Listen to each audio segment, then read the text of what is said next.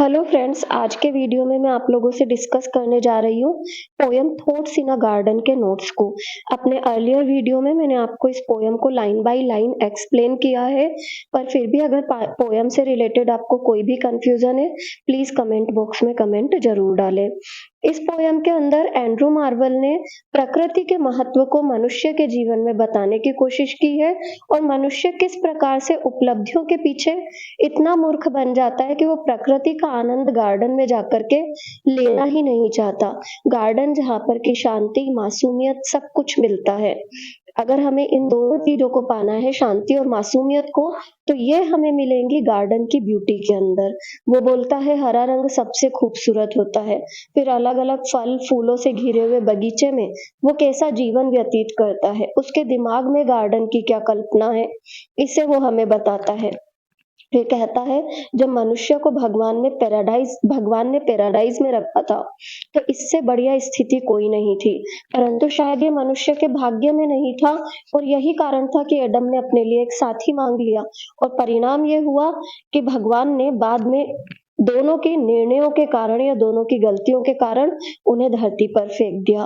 फिर अंत में वो पोयम के भगवान को एक कुशल माली से कंपेयर करते हुए हमसे कहते हैं कि भगवान वो कुशल माली है जिन्होंने कि इस धरती पर फूलों और औषधियों का एक खूबसूरत सा डायल बनाया है, जिसे देख करके हम समय का आकलन कर सकते हैं। इस प्रकार से पूरी की पूरी कविता में वो बाइबल के रेफरेंसेस, प्रकृति की सुंदरता, प्रकृति का महत्व, इन सबको इतनी खूबसूरती से वर्णन करते हैं कि हम कभी तो उनके अंदर कीट्स को देखते हैं और कभी वर्ड्सवर्थ को। तो चलिए देखते हैं पोयम के notes. Andrew Marvell was born in 1621। 1621 में जन्म हुआ। Thoughts in a garden is composed by Andrew Marvell. Thoughts in a garden उनके द्वारा लिखी गई है। He was Latin secretary to Milton. Milton के वो लैटिन सेक्रेटरी थे। Was also a member of parliament, और पार्लियामेंट के सदस्य भी। He was one of the close friends of Milton. Milton के करीबी मित्रों में से एक थे। And he certainly played an important role to protect Milton after restoration। और निश्चित रूप से उन्होंने एक बहुत ही महत्वपूर्ण रोल अदा किया रेस्टोरेशन के बाद मिल्टन को बचाने में। He was a Puritan and supporter of Cromwell. वो प्योरिटन थे, क्रोमवेल के सपोर्टर थे। He believed on joyless regime. एक नंबर के लिए ध्यान रखिएगा, उनका विश्वास था जॉयलेस रिजाइम में। He was indulged in many controversies. कई कंट्रोवर्सीज में वो उलझे हुए थे। But for all these he is forgiven. पर इन सब के लिए उन्हें क्षमा कर दिया जाता है। Because of two reasons. One his friendship with Milton, एक तो उनकी मित्रता मिल्टन से, and the other his great poems, और दूसरा उनकी महान कविताएं। सम क्रिटिक्स से, कुछ क्रिटिक्स कहते हैं that in thoughts in a garden, कि थॉट्स इन अ गार्डन में he has left behind Keats. Keats को पीछे छोड़ देते हैं वो, as far as sensuousness is concerned, जहां तक सेंसुअसनेस की बात है। And Wordsworth in his description of nature, प्रकृति के वर्णन में वर्ड्सवर्थ को पीछे छोड़ देते हैं। In his optimistic and meditative mood, अपने आशावादी और चिंतन भरे मूड में। दिस पोयम वाज रिटन, ये पोयम लिखी गई when Marvel was teaching the daughter of Lord Fairfax. Marvel जबकि लॉर्ड फेयरफैक्स की बेटी को पढ़ा रहे थे। This is representative poem of his love for nature. ये पोयम रिप्रेजेंटेटिव पोयम है उनके प्रकृति प्रेम की, love for nature. He present before us simple premises in the beginning. वो हमारे सामने प्रस्तुत करते हैं साधारण से क्षेत्रों को शुरुआत में। After that he takes the reader to the golden age of man, और इसके बाद वो रीडर को ले जाते हैं मनुष्य के स्वर्ण युग की ओर। Our own doings have snatched this happiness from us. हमारे खुद के कर्मों ने हमसे ये खुशी छीनी। This poem gives us historical concept. ये पोयम में एक ऐतिहासिक बेस भी है। When it shows love of nature and peaceful life, जबकि इसके अंदर प्रकृति प्रेम और शांत जीवन के बारे में बताया गया है। लाइक दैट ऑफ वर्ड्सवर्थ, जैसा कि वर्ड्सवर्थ प्रस्तुत करते हैं। Like that of Wordsworth line है सेंसुअस ब्यूटी से। Sensuous beauty which was a part of poems of Keats in the latter part of the first quarter of 19th century. इसके अलावा sensuous beauty का प्रदर्शन है उनकी कविताओं, इस कविता के अंदर, जो कि कीट्स की कविताओं का हिस्सा थी 19वीं सदी के आसपास। फर्स्ट क्वार्टर में। Marvell also follow metaphysical poetry. Marvell metaphysical poetry को फॉलो करते हैं। Poet wants to emphasis on the beauty of nature. Poet प्रकृति की सुंदरता का वर्णन करना चाहते हैं, उस पर जोर देना चाहते हैं।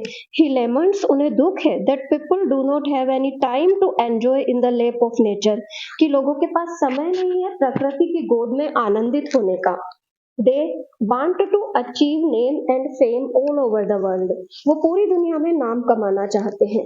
But this hard work is to be insignificant.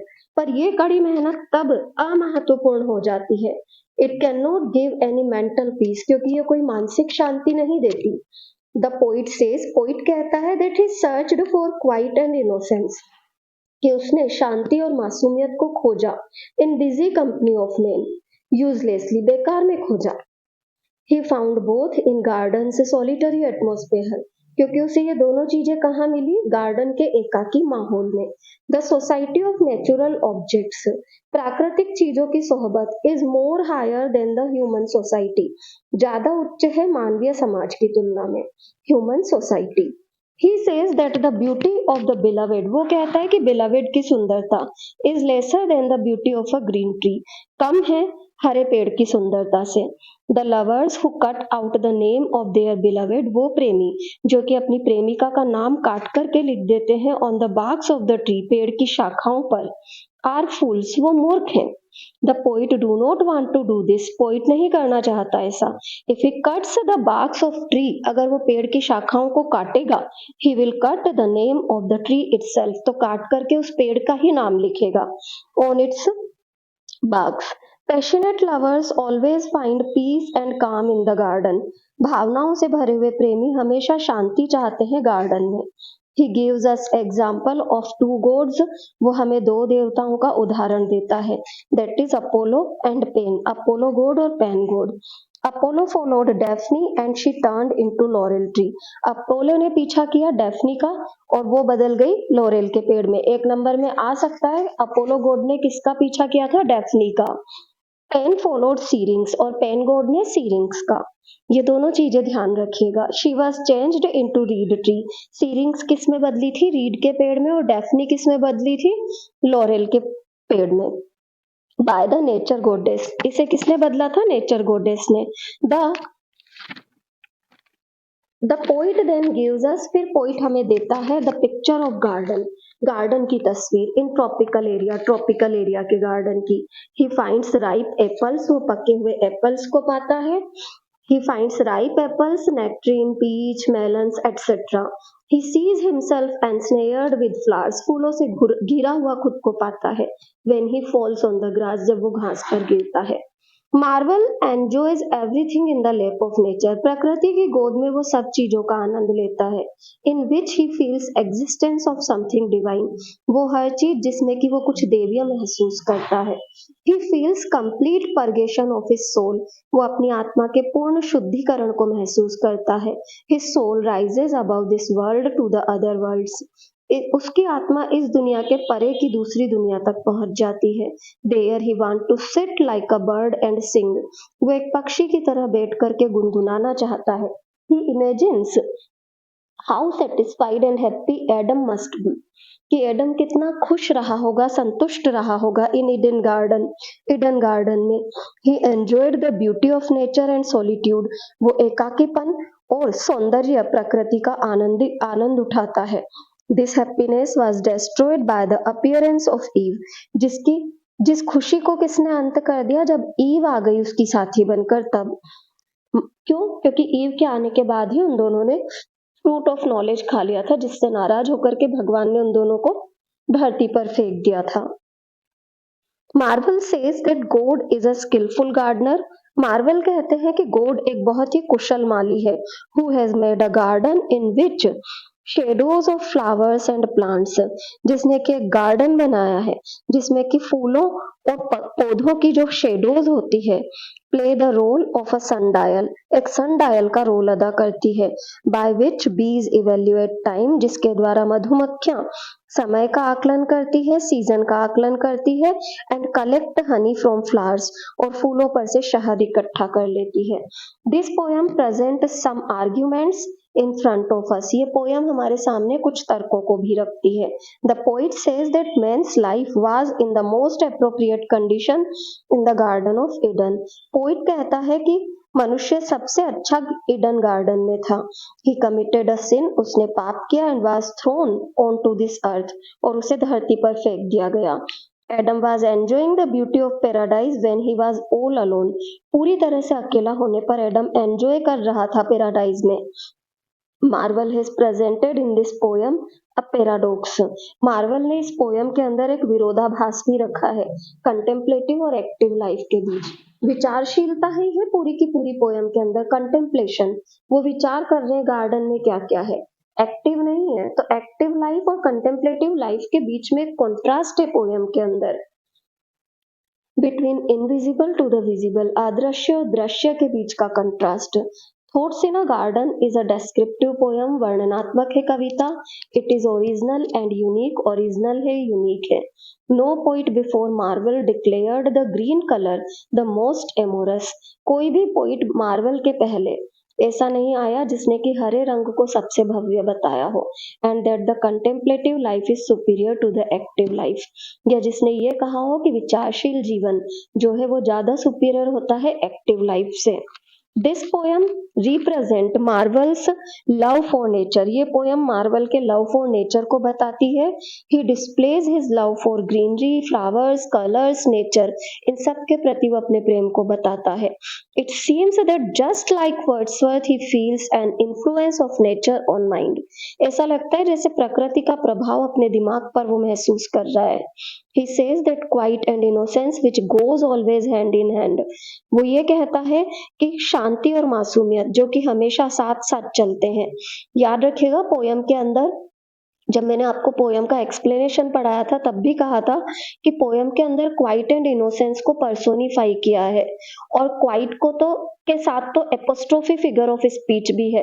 Apostrophe जबकि पर्सोनिफाइड आइडिया को संबोधित करके बात की जाए, और क्वाइट एंड इनोसेंस से इस प्रकार से बात की जा रही है जैसे तो वो कोई जीवित प्राणी हो. देखो पोयम की लाइन अगर आप लोगों को ध्यान हो, fair quiet have I found thee here. ओ खूबसूरत शांति तुम यहाँ मिलोगी क्या. And innocence thy sister dear, और वो मासूमियत जो कि तुम्हारी प्यारी बहन है वो भी यहाँ मिलेगी क्या. तो इस लाइन में जो कि पोयम की है, इस लाइन में हमें क्लियर हो जाता है कि वो शांति और मासूमियत से इस तरीके से बात कर रहे हैं जैसे तो दोनों जीवित प्राणी हो, और जिस प्रकार से वो क्वाइट को संबोधित कर रहे हैं. तो ये चीज भी मैंने आप लोगों को बताई थी पोयम के एक्सप्लेनेशन के वक्त कि जब भी किसी पर्सोनिफाइड आइडिया को संबोधित करके बात किया जाता है पोयम के अंदर तो इसे एपोस्ट्रोफी फिगर ऑफ स्पीच भी कहते हैं. तो आगे देखते हैं अब. Which goes always hand in hand can be found in garden only. शांति और मासूमियत कहाँ मिलेगी, गार्डन में मिलेगी. Marvell has proven himself sensuous Puritan in this poem. Marvell ने खुद को सेंसुअस प्योरिटन साबित किया है इस पोयम में. ये भी एक नंबर के लिए ध्यान रखिएगा कि मार्वल ने इस पोयम के अंदर खुद को क्या साबित किया है, एक प्योरिटन पोइट साबित किया है. प्योरिटन पोइट आपके कोर्स में दो हैं, एक तो एंड्रू मार्वल है और दूसरे जॉन मिल्टन है.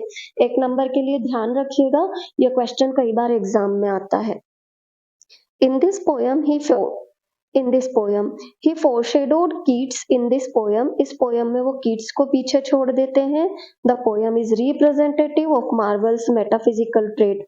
मार्वल के अंदर मेटाफिजिकल का गुण है, इसे ये पोयम क्या करती है, पीछे कर देती है, रिप्रेजेंटेटिव करती है, रिप्रेजेंट करती है. There is an spiritual influence in nature. प्रकृति के अंदर एक आत्मिक प्रभाव है. विच प्योरिफाइज माइंड, जो कि मन को शांत करता है, शुद्ध करता है. And leads it to immaterial world from the material, और अभौतिक की दुनिया की ओर ले जाता है भौतिक से. He has followed many aspects of Cavalier poetry. Cavalier poetry के कई पक्षों को उन्होंने यहाँ फॉलो किया है. In this poem, Marvel has written on the country theme. ग्रामीण विषय पर, प्रकृति के विषय पर लिखा है. His poem is poetry of pleasure. और उनकी कविता क्या है, poetry of pleasure है. यहाँ पर हमारे पोयम के नोट्स खत्म होते हैं. पोयम का नंबर, पैराग्राफ नंबर 3, 4, 5 अच्छे से देखिएगा. 250 नंबर के शब्द जो 250 शब्दों का जो आंसर है, उसके लिए 3 पैराग्राफ भी अगर आप ढंग से लर्न कर लेते हैं तो पर्याप्त है। इसके अलावा भी कोई भी कंफ्यूजन हो प्लीज कमेंट बॉक्स में कमेंट डालें। वीडियो अच्छा लगा हो तो लाइक, सब्सक्राइब और शेयर जरूर करें। Thank you everyone.